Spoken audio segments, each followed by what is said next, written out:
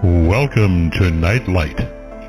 Step away from the mainstream and gather around as we enlighten the world and our realities and travel this cosmic journey we call life. Join us as we share with you and provide that beacon that can guide us all to a better way. Explore with us as we examine a metaphysical montage of spiritual insights, covering everything from the mundane to the magical, UFOs to unicorns, and everything in between. This is a time of awakening, of sharing and evolving, of spreading our wings and soaring on the cosmic breath of creation.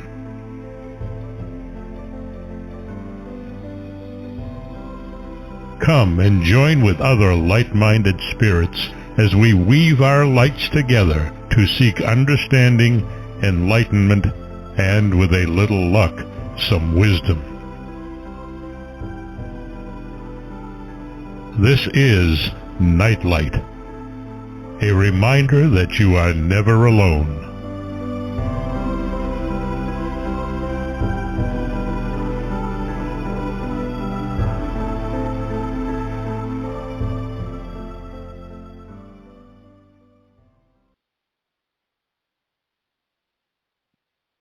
Installment of Nightlight Part 2. I hope everyone is off to a great start to the week. Barb had tornadic activity, and it arrived in my area just for showtime. We'll try to keep the show going. I want to preface tonight's show by reading a pastoral passage describing the Western States mounds by the antiquarians Squire and Davis and their ancient monuments of the Mississippi Valley. Allusion has already been made to the number and dimensions of the mounds of the West. To say that they are innumerable in the ordinary use of the term would be no exaggeration. They may literally be numbered by thousands and tens of thousands. In form, as observed in the preceding chapter, they are generally simple cones, frequently truncated, and sometimes terraced. They are elliptical, pear-shaped, or of a square pyramidal form. In the last case, always truncated in most, usually having one or more graded ascents to their summits. Let's see. Some of the mounds have been undisturbed and can be publicly viewed. For others, you may need to get the property owner's permission, but a small percentage of the mounds that are referenced in Squire and Davis's book still exist. Many are a short drive from me, and that is why I'm really looking forward to talking to our guest tonight. We know the contents of many of the excavated mounds, and they are curated at the Grave Creek Mound Museum, Ohio History Connection, Hopewell National Park, and many other celebrated museums. A lot had inhumations, cremations, but a few of these tens of thousands of mounds contained very unusual burials, giants. Our guest tonight has a thriving career examining evidence of giants. L.A. Marzulli is the author of the Nephilim trilogy and has the two-part series on the Trail of the Nephilim. He has been part of the documentary film crew responsible for producing the Watcher series. He also has a YouTube channel, Politics, Prophecy, and the Supernatural Report.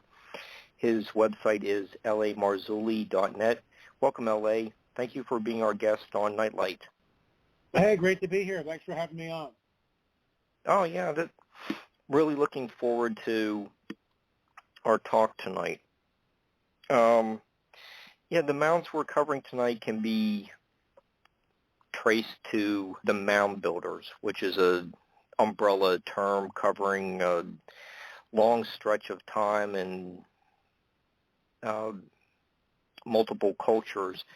But when do you think the giants appeared? Well, all my research points at 35 to 4,000 years ago, somewhere in that window of time.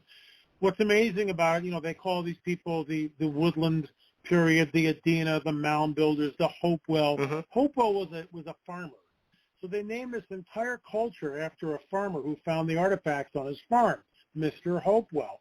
The bottom line is they have no idea who these people were or what they actually called themselves.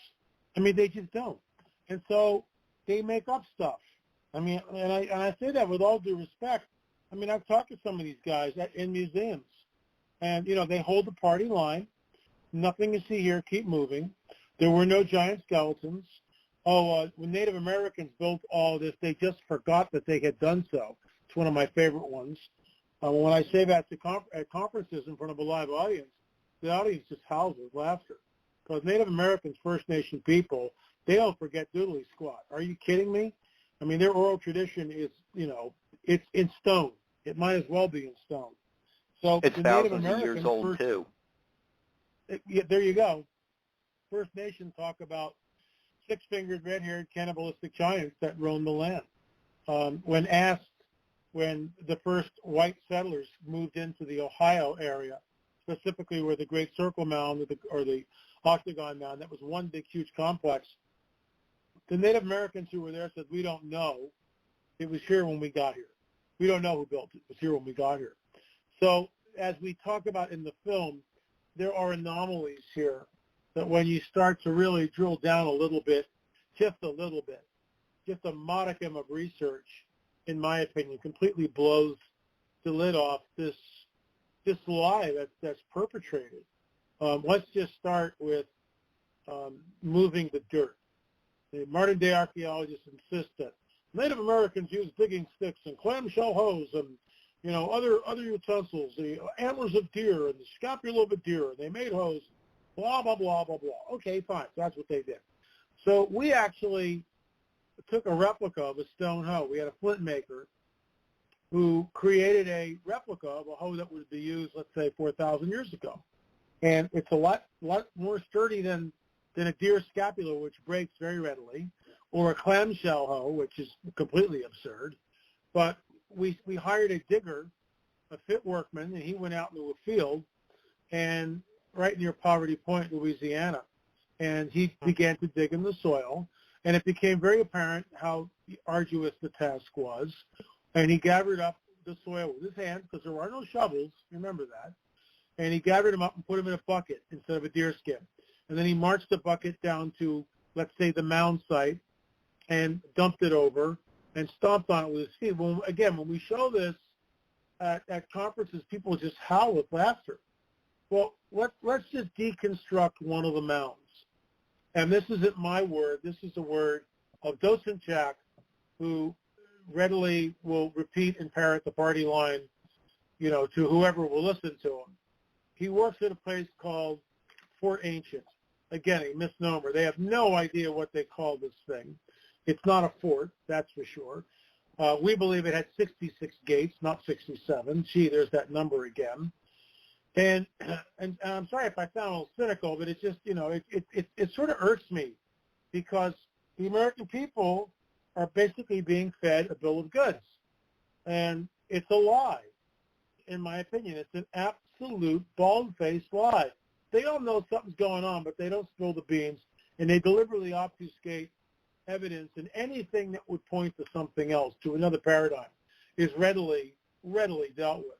Oh, these were ceremonial artifacts. Oh, really? 28-pound axe heads.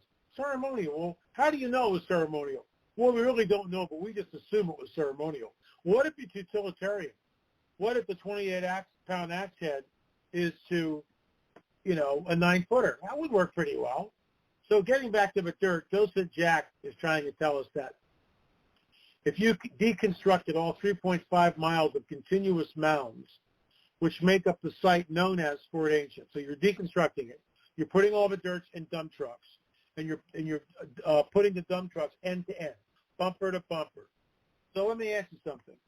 So how many dump trucks you think we got? 1,000, 500? Remember, it's 3.5 A lot. miles of continuous walls. Well, when you actually do the math, you wind up with 200 miles of dump trucks, end to end, bumper to bumper. And that's just, we're supposed to believe that First Nation people did this with digging sticks and antlers and primitive tools. It's such a bunch of hooey. And archaeologists make, oh, we found one of the baskets full of dirt, eh? So there you go. They dumped the basket. Well, wait a minute. Where was the basket found? Could the basket have been used in a secondary burial?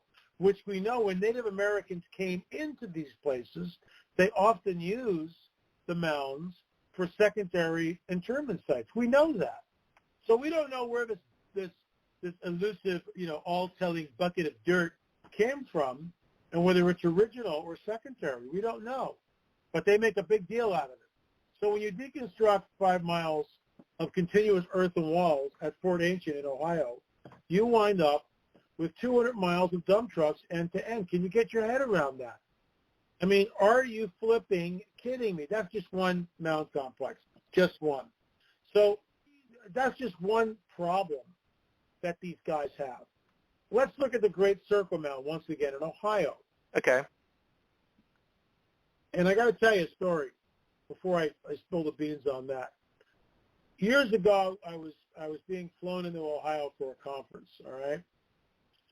And my good friend and battle buddy, Russ Distar, go, hey, L.A., do you know where you're going? I go, yeah, Russ, I'm going to Ohio, to Newark, Ohio.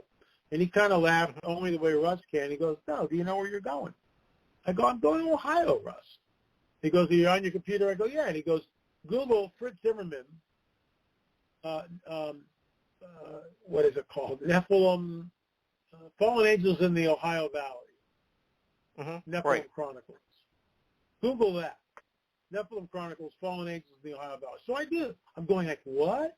So I do that, and there's Fritz's book. I about fell out of my chair. So now I email Fritz, and it really doesn't get back to me for about a week. So we like ships of a night. I never get to meet him until the next time I'm out there, which is probably a year later. In the meantime, I buy his books, I read his stuff, I bone up on his stuff. We're communicating with one another. But here's the rub. Russ goes, you're going to be right by the mounds. So I asked my driver, who's taking me from the hotel to the conference site, I go, by the way, do you know anything about this Newark Circle Mound thing? And he goes, yeah, we're about to pass it. We've been passing it every single day. It's right up here on the right. So I'm like leaning out the window, looking at, and sure enough, there's Newark Earthworks, and I see part of and I go, oh my gosh. I go, look, the conference ends tomorrow at noon, so after lunch, can you take me here around 2 o'clock? He goes, sure, no problem. So the following day, he drops me off in the parking lot. I say, yeah, give me about 2 or 3 hours here. He goes, okay, you sure? And I go, yeah, give me a couple hours here. So I'm walking up this asphalt path, which is about 4 feet wide.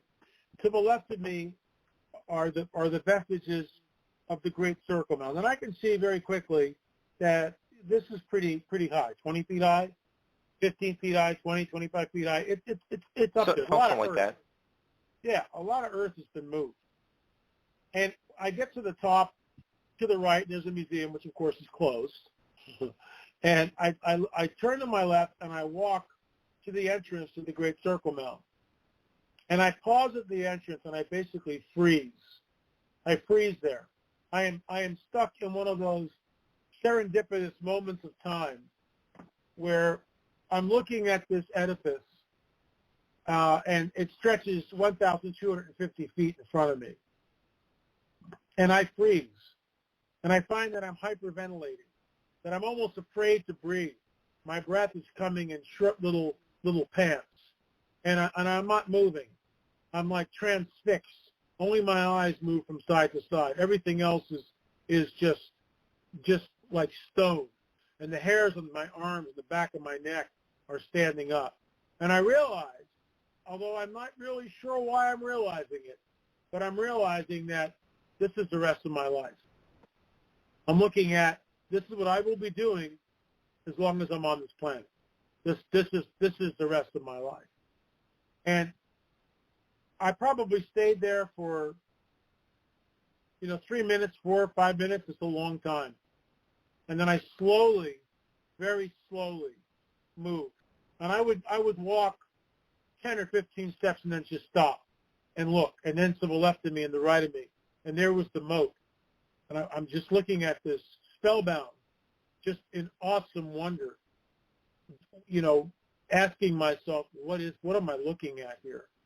And I mean, I spent easily 3 hours and looked at my cell phone, and it was time to go, and I left.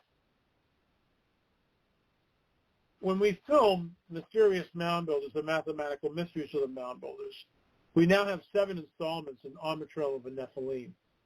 And many of these deal with Mathematical Mysteries of the Mound Builders, Mysterious Mound Builders, Supernatural Mound Builders, Voices from the Other Side, Secrets of the Supernatural, Voices from the Other Side. That's number 3.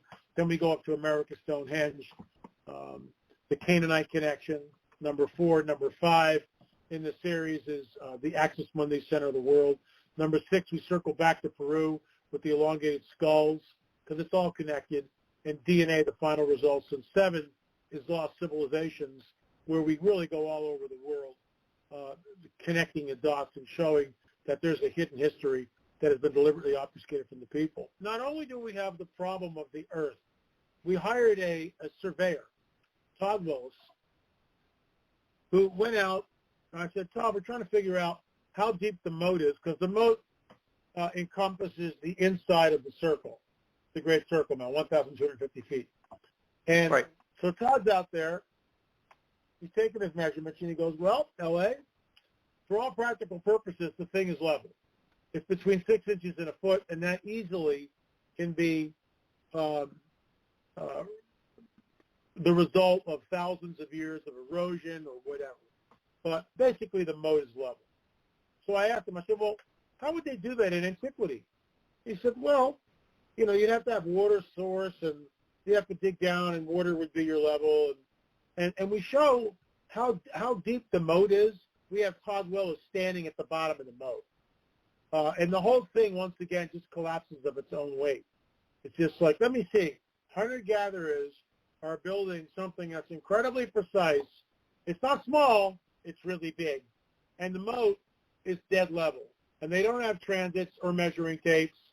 And how did they get the water in? Deerskin hides? Seriously? That's what I'm supposed to believe, right? So that's just the beginning of it. Then we find out that the entire area, it's a complex. A lot of it's been destroyed. But about a mile away is a site called the Octagon Mound. And the Octagon Mound is built on an 18-and-a-half-year lunar cycle. So every 18-and-a-half years, the moon sets directly over a particular area in the Octagon Mound. But wait, the Octagon Mound is not, an Octagon Mound is 8 equal sides. That's a normal octagon, right? This is an irregular octagon. And it encompasses about 50 acres of land. Get your head around that, 50 acres of land. So now we have a real problem. We have an irregular octagon. There's no way to check your work. You're encompassing 51 acres. You got to be able to see what you're doing. So how do you do that? Build ladders? Build a scaffolding that goes up 4 or 5 stories? Yeah, I guess they could do that. The one on the left looks a little out. I mean, it's unbelievable. So precise. So precise. But they know about an 18-and-a-half-year metonic cycle. Well, where did that come from?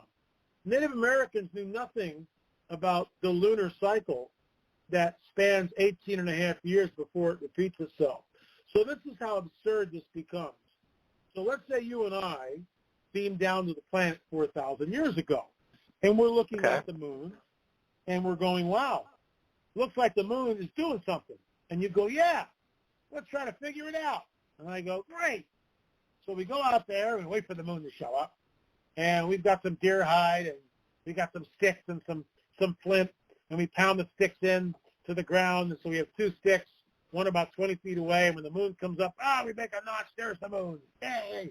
And then about 30 feet away, we've got some more sticks, and we make some notches when the moon disappears. We've got sites like clefts in the hill, like a quarter mile away. So we've got different ways of sighting. So we're doing pretty good. You know, we're noticing that the moon seems to be changing, and we're kind of drawing it on the deer hide, that type of deal. And, you know, hey, this is pretty cool. So we do this for about 20 days, and then a massive storm comes in for 5 days. It rains, it's foggy, it's cloudy, we can't see the moon. Now what? Now what? So I'm supposed to believe if hunter-gatherers got together and somehow the weather cooperated with them, so for 18 and a half years they were able to chart the rising and setting of the lunar surface and then crunch the numbers, and figure out, oh my gosh, it's repeating. It's 18 and a half years. So when you jump in, how would you know whether you're in year 2, year 17, year 8, year 5, year 6? You have no idea. How would you crunch the data? Come on, guys. We know from the Book of Enoch, all right, pseudepigraphical Book of Enoch, found in the Dead Sea Scrolls, quoted in the Judeo-Christian Bible, that a fallen watcher entity by the name of Sariel handed this information to mankind, just gave it to us. Just, here you go. Here's your 18 and a half year lunar cycle, in case you were wondering. So what are we to believe? Are we supposed to believe that Native Americans figured this out when Europeans 4,000 years ago, for the most part, didn't figure it out? How was this done? How was this done? And I mean, I could go on all night about the anomalies. And of course, all this, well, that's a racist statement because Native Americans did it because they did it. Well, that's circular reasoning. You don't even know who built this thing or what they call themselves, but you're going to tell us all about it, including just making up a name like Hopewell or the Adena. I mean, it is such a bunch of malarkey. I can't. When I'm down in Peru and I'm leading a tour, and I've only done that a couple of times, but I'm down there and I'm leading a tour, and we go to a place called Sacsayhuaman. Huge megalithic stones, 40, 50, 80, 100 tons, okay? Huge. Well, there are no beasts of burden in Peru. You've got the llama. So that's really not going to work. The quarry is about 40 miles away and a couple thousand feet below the site. So how are you moving 80-ton stones? And all you hear from these goofy guys, the Inca were master stone builders, don't you know that? Why don't we get some Inca master stone builders, give them the copper tools, and let them go at it. In fact, we won't even, we'll just use some smaller rocks. We'll do 4 or 5-ton rocks. How's that sound? And you guys can carve them up and show us how they did it. Of course, no one does that. But they're already, and all the docents that are there, they all give the Inca were master stone builders. Meanwhile, when you're at the site, you see 2 completely different types of building. You see the pristine, unique stonework, the best stonework on the planet, in my opinion, where and we've heard this analogy over and over again, you can't put a piece of paper between the tracks. And it's absolute construction. There's no mortar. And then right next to it or above it, there is what I affectionately call, with all due respect, Inca slop, because it's utterly sloppy. It's head-sized boulders. They're using mortar, and the wall looks nice. I would have a wall like that on my property. I'm not, saying it's crappy stonework. But don't misunderstand me. The Inca did a great job, but it's not the stonework by a long shot. There's no stinking way. So this is what we find. This is why we're on the trail of the Nephilim. We've created 7 films in the series, and I just listed them, so I won't do that again. If you're interested, you can go to streaming.lamarzulli.net, streaming.lamarzulli.net, and just, stream them. Just download them and watch them. If you want to buy the DVDs, that's something else. Then you got to go to our website. And some people like to collect DVDs, but a lot of people just like streaming. It's like instant gratification. Click, and there you go. I think you can watch all 7 now for under $30, which is a great deal because we sell them for $20 a pop. So if you were to buy the hard DVD, it's $140 versus $30 to binge watch them. And I guarantee you'll watch them over and over and over again because they're just packed with information. Packed with information. So there's something I say throughout the series. There is a hidden history that has been deliberately obfuscated from the peoples of the world. And that's why we are on the trail. And it's not what people think. All right. LA, you're just talking about being on the trail of the Nephilim. You've mentioned the Canaanite connection earlier tonight, and moving the huge rocks in Peru. You've also studied the huge stone structures in Malta. Yeah. Are we looking at a group of people the size of Goliath eventually making their way to America on ships? And so if you're saying that the Nephilim, the Watchers that are mentioned in the Book of Enoch, are they a different culture, different group of people, different race, whatever term you want to use, from the Native Americans? Yeah, I mean, they are completely different in every shape, way, and I mean, everything. I'll just give you one example, the Canaanite connection, you mentioned that. So here's another story. So I had been to America Stonehenge several times, and I'm meeting with Kelsey Stone, who, in my opinion, Kelsey Stone is the archaeological discovery of the 21st century. But because it's an accident, but it really isn't an accident, but archaeologists won't even look at it. They won't even look at it. This is how stupid and blind and you got to be part of your little club. So, in my opinion, Kelsey Stone, it's the archaeological discovery of the 21st century because it shows that there is a hidden history. It clearly shows us that something else is going on, and quit giving me all this BS that you guys give us because I'm not buying it anymore. I'm not buying it, all right? We've got proof. But I'm in the museum at America Stonehenge in New Hampshire with Kelsey. I've got a camera. It's a handheld camera. It's called Osmo. It's got a gimbal on it. And so you move the gimbal with your thumb. So I'm holding it up, and you monitor it with your cell phone. It's really just a great little camera. Camera like that, 30 years ago. Anyway, I digress. So I'm filming Kelsey, and I go, "What's this, Kelsey?" He goes, "Well, these are some of the artifacts that we found in the museum." And it's arrowheads and large axes and copper tools. I mean, it's just a whole collection of stuff that people came in and used the site. But I go, "Well, what's in this display case?" And he goes, "Well, these are the original stones that we discovered with writing on them." I go, "Oh, wow, that's pretty cool. Well, what does this one say?" And he goes, "Well, that's written in Iberian Punic. It was discovered under the collapsed chamber on the site.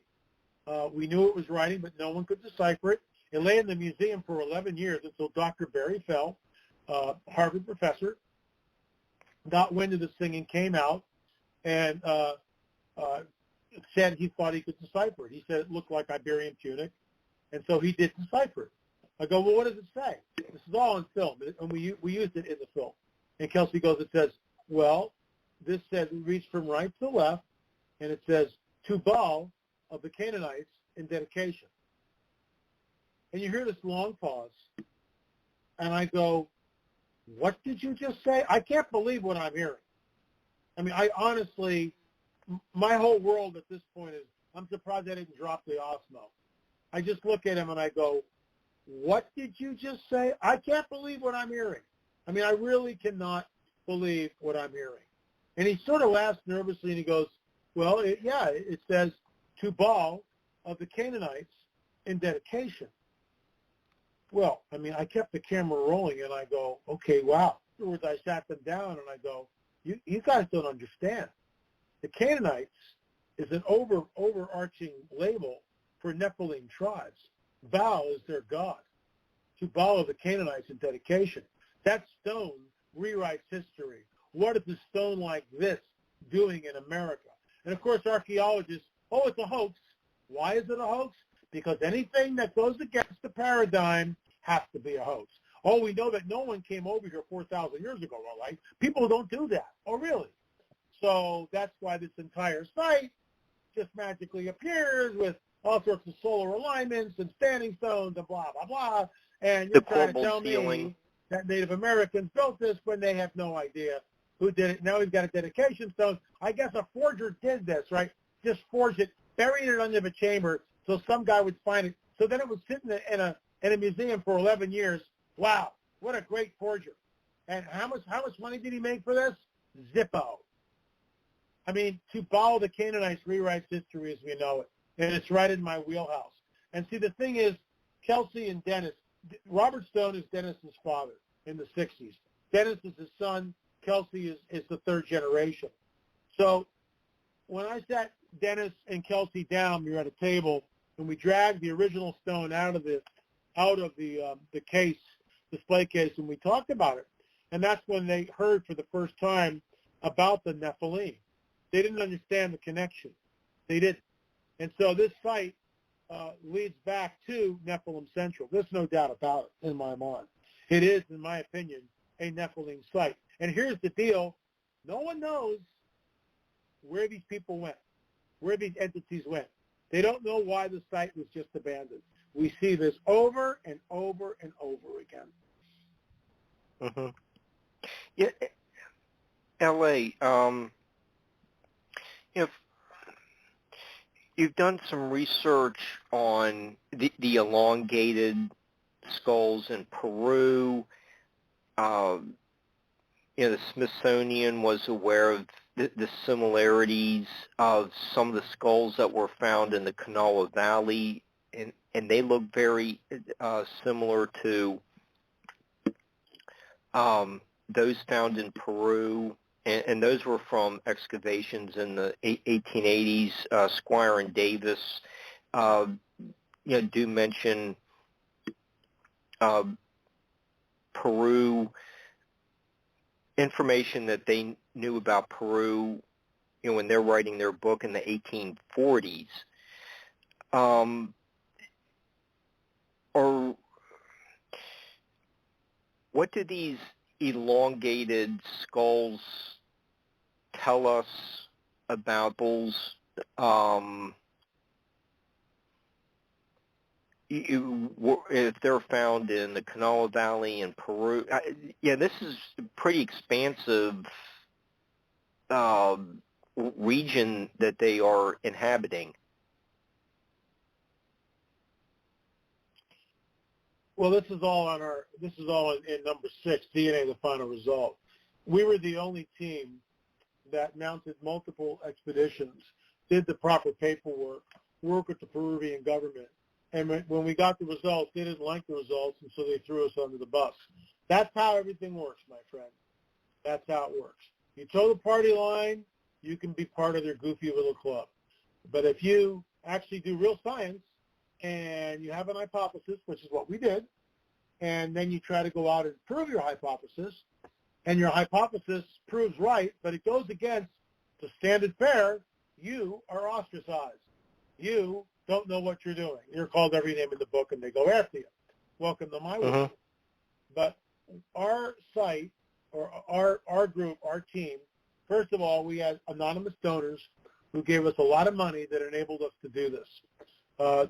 Mondo Gonzalez was our lead archaeologist. Mondo and I traveled to Peru several times, and it was Mondo that created the very lengthy paperwork that enabled us to actually procure the proper Peruvian permits, or permits for the Peruvian government. And typical of Peru, and I'm kind of bagging on them because I'm annoyed with them, so I really don't care anymore. They just shuffle paper around. Nothing ever gets done for the most part. They make a big deal about stuff, but then when you show the evidence and it goes against their paradigm, oh, it's all contaminated. No, sir, that's insulting. It's not contaminated. You just don't like the evidence because it points in another direction. It points that these elongated skulls had nothing to do with Peru. They came from someplace else. And that was our hypothesis, and we proved it. Doggone it, we proved it. That's science. That's real science. And yet, it goes against the fabric, L.A. You're swimming upstream. You better believe I am, and loving every minute of it. So the bottom line was, we got permission, and it's just typical the way Peru works. So we get this letter out of the blue from the lead archaeologist. Yes, you can come, but you've got from such and such a date to such and such a date to come. Oh, as if I don't have a life. As if the other team members don't have lives. But we made it work, booked the airfare, booked the hotels. We flew 4 people down.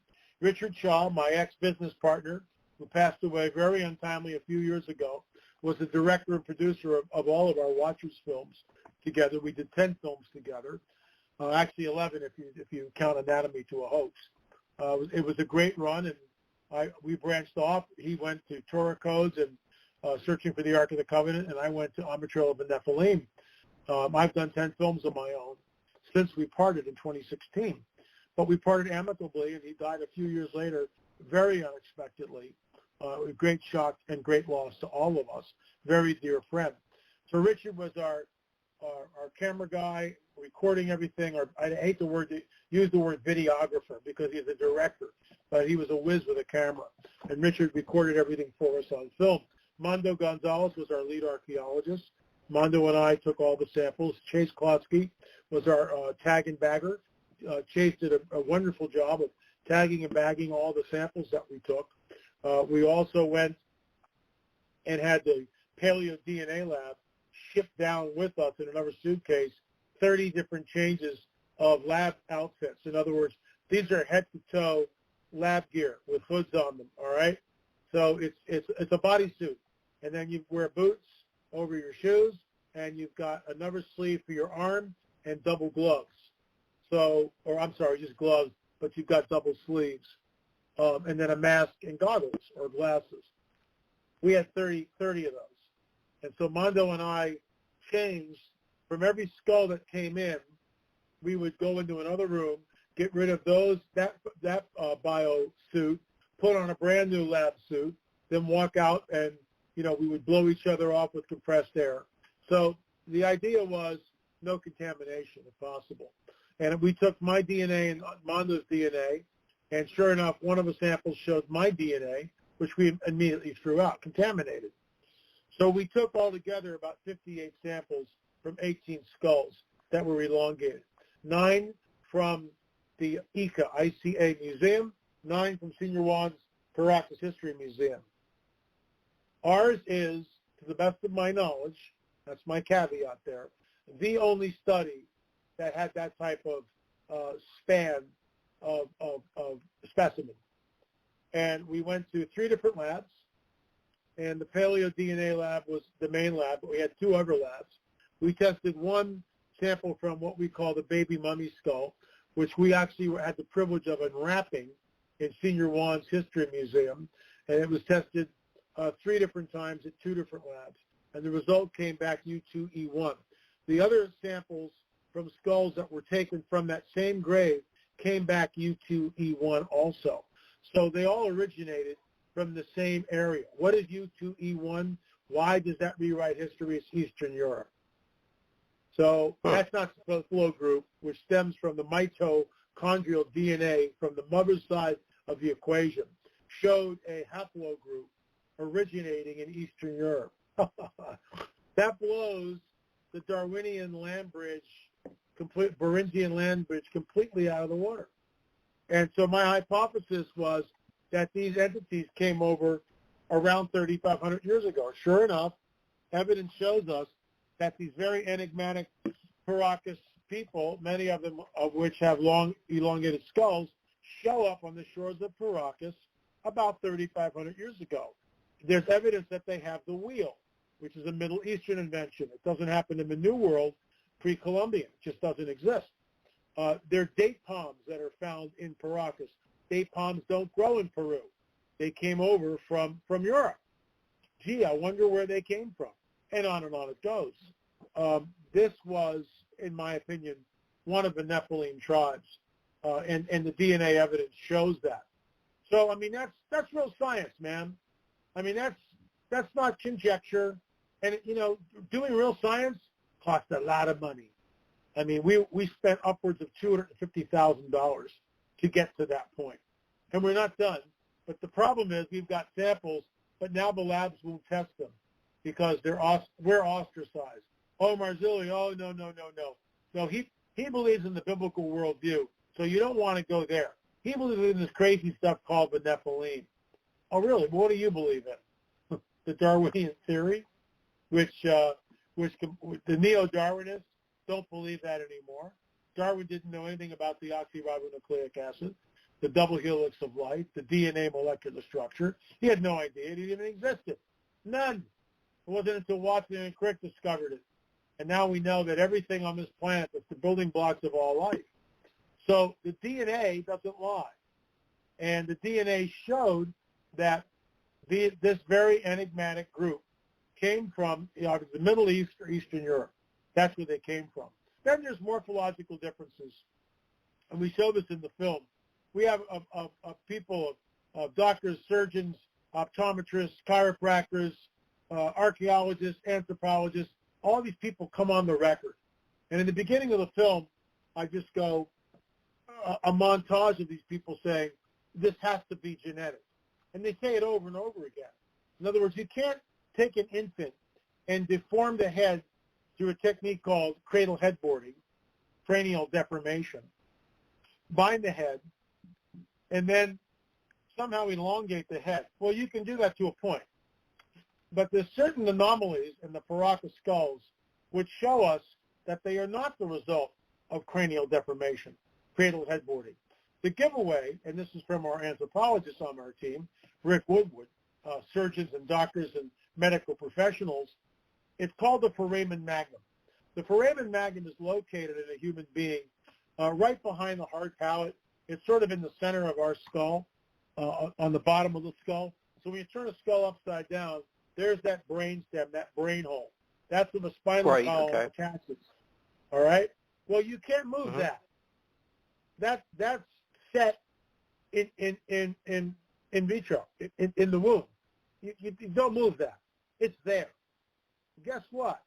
In all the Paracas skulls that we examined, that we took, that are elongated, most of them have the foramen magnum pushed to the posterior, so far back, to the back of a skull, that if it's any further back, it's outside the skull.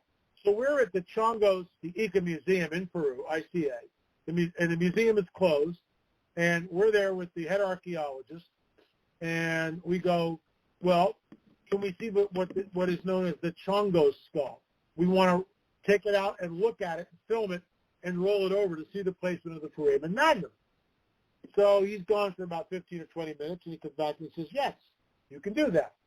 And, we gave a bunch of cameras and other stuff and donations to the museum for allowing us to go in and film, all right, which I was more than happy to do. And it was the Ica Museum that gave us 9 skulls to test, but the Paracas Museum skulls were way better. The samples weren't as degraded. And by the way, not all the skulls came back Middle Eastern. Many of them came back B, which is the haplotype showing indigenous entities coming from the Beringian land bridge from Asia. We get that. We would expect to find that.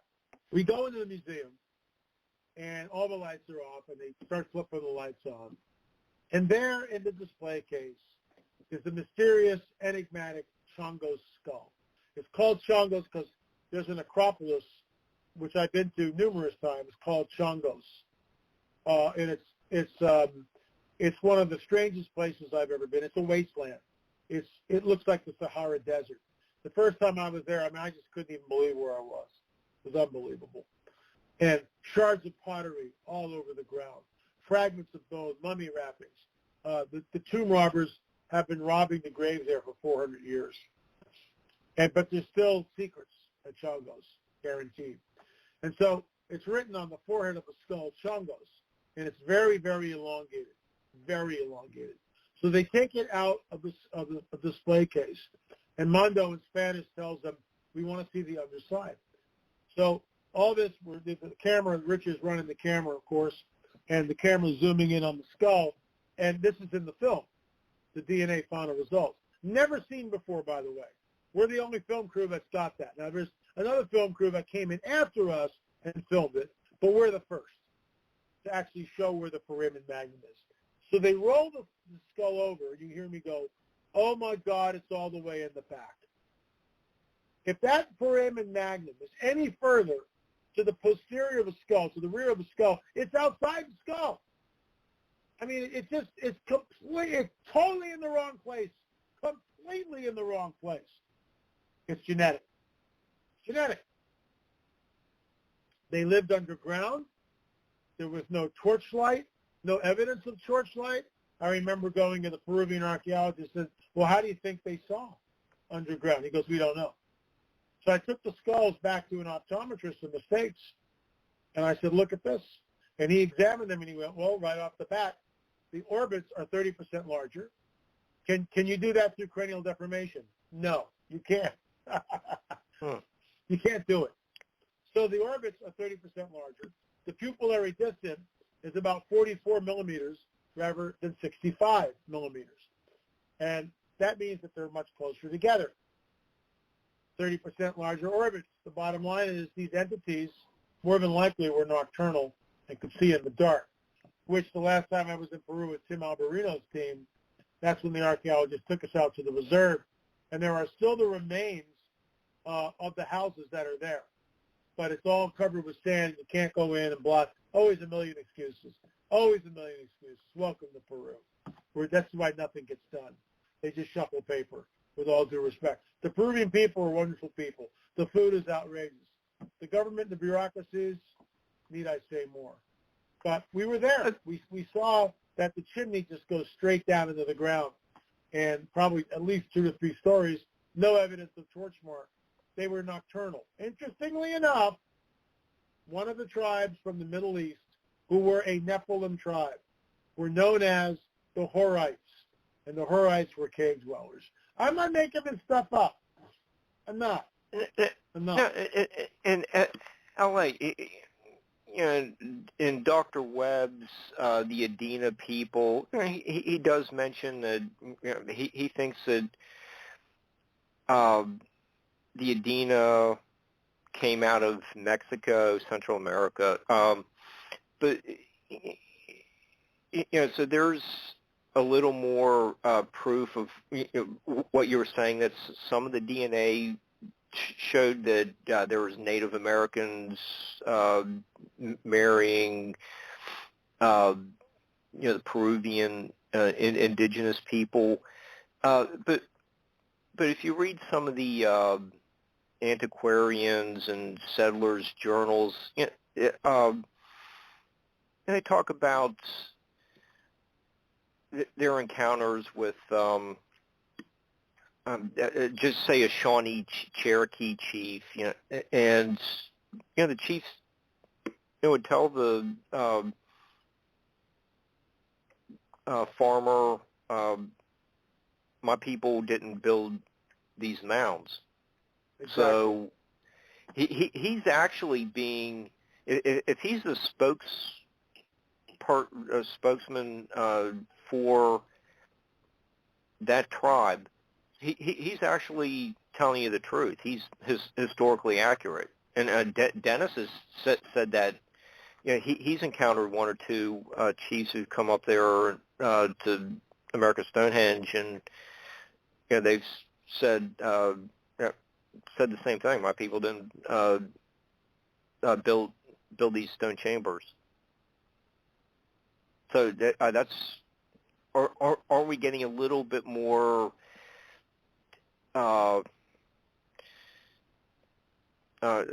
circumstantial evidence that we're talking about a group of people came from elsewhere and migrated across North America into South America, or vice versa? It was a world. The Nephilim became a worldwide culture. Well, that's what we think. In other words, when the hypothesis has always been that when Joshua and Caleb pressed the conquest of the Promised Land, the Nephilim tribes were there. And we've got about 7 minutes left. So it's impossible to get into the detail of it. But suffice it enough to say this. Joshua and Caleb go in, and they start wiping these tribes out because they're not human, and they're there for a reason. And the mandate is to wipe them all out. Well, that's genocidal unless we are looking at some sort of a hybrid entity And we are. They're called the Nephilim, and they're there in the so-called Promised Land, and they flee the Levant. There's definitely a Western expansion, and we show that in Lost Civilizations. We really get into it in Lost Civilizations. We show it without a shadow of a doubt that there's this Western expansion of these tribes, and then it all just goes away. It all just magically goes away. And some of the, I met with this one archaeologist on the island of Mallorca, and his name was Danny, real nice guy, and he's trying to tell me the typical deal. Well, they built these ramps, and they had oxen drag the stone up, and I'm going, well, has anyone actually ever found evidence of this? And he goes, no. So it's like, let's just make it up as we go along. It's just unbelievable. It's just unbelievable. And wherever you go, it's the same thing. All these people just parrot the party line, and nobody, well, I won't say nobody, but many people just aren't curious enough to go, things aren't adding up here. It's not adding up. I'm just not buying your goofy narrative. Something else is happening here. The stones of Sacsayhuaman, the 18-and-a-half-year metonic cycle, the fact that the foramen magnum is pushed all the way to the posterior and has to be genetic rather than the result of cranial deformation.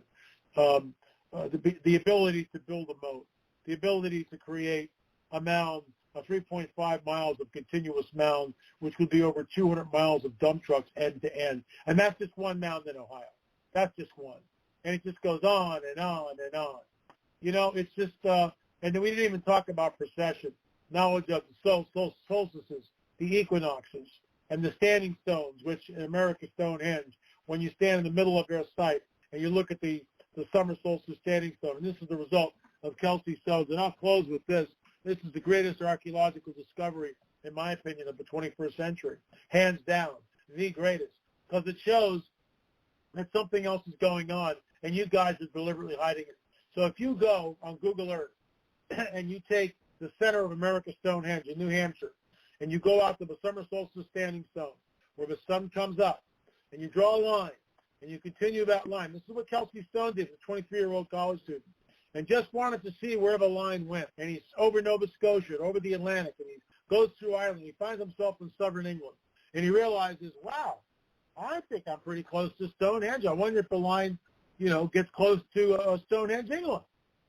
And lo and behold, that line bisects the center trilithon.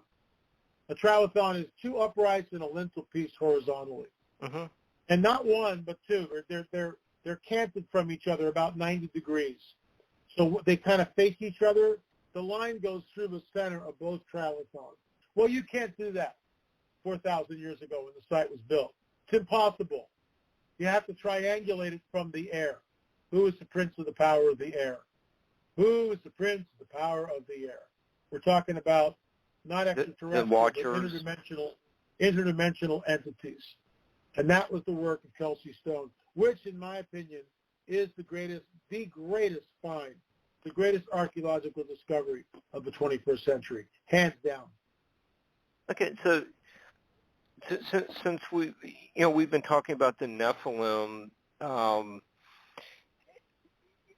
the Book of Enoch doesn't portray them all that favorably. They caused a lot of destruction. Do you find that some of the giant primary burials in these mounds to have like a characteristics or any grave goods that might be very similar to what's in the Book of Enoch? Well, we know that there's 28-pound axe heads. We know that there's a lance that we discovered, actually Bob Shelley discovered in Michigan, which is about 18 and a half pounds, or I forget the exact weight, but we did extensive testing on that, and we discovered isotopes found in Greece and the UK. What's that doing in Michigan? You tell me. And it's very old, very, very old. And that lance goes back into the Native American First Nation people oral tradition that these red-haired six-fingered giants would come in with these large lances and skewer the braves. Well, we found one. Bob Shelley found it. We did the real science, the testing on it. And once again, the first lab that we took it to hid tap dance and hid the facts from us. We had to find Christian Widener and his lab, and they did it, and it was just blown away what they discovered. Oh, by the way, there's isotopes here from Greece. Oh, really? What's that doing over here? You know, how do isotopes from Greece in an ancient lance wind up in Michigan? You tell me. You tell me. So I'll just close with this, and I got to get going. I'm really hungry for dinner. But there is a hidden history which has been deliberately obfuscated from the peoples of the world. The people of the world have a right to know our origins, our true origins. They have a right to know that there's supernatural implications, which, by the way, we didn't even touch on, in all these sites.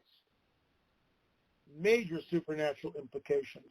And the occultists and the shamans who are alive today know what these sites are, who constructed them, and the serpent power behind them. They know it. And that's why they go to them, like Hunbat's men, Secrets of the Supernatural, Voices from the Other Side. The Mayan elders in 2012 go there. They go there to open up the gateway, open up the portal. So if you're interested, folks, go to streaming.lamarzulli.net, streaming.lamarzulli.net. You can download all of them for under $30. Binge watch On the Trail of the Nephilim, or just go to the site, lamarzulli.net. And I've written 13 books and produced and directed 10 films of my own. Richard Shaw and I did 11 films together, the Watchers series. So there's tons of information. And, you know, we've had an hour here, and we basically scratched the surface. But thanks for having me on. And just so you know, I'm circling back to my very first film, UFO. And it used to be called, in their own words, UFOs Are Real. We're now calling it, because we're re-editing it, doing all sorts of stuff to it, new footage. It's called The Coming UFO Disclosure, ! The Coming Great Deception and the Luciferian Endgame. And that should be out by the end of May, and I would love to come back and talk to you about it. You're always welcome to. And we can talk more giants and biblical prophecy as well. I just want to thank Michelle Freed for helping to facilitate this excellent discussion tonight, and be glad to find a time and have you return. This was just a thought-provoking discussion. I've already had a couple people to say how much they've enjoyed the last hour. So I just want to thank you, LA, and we'll have you back over the summer.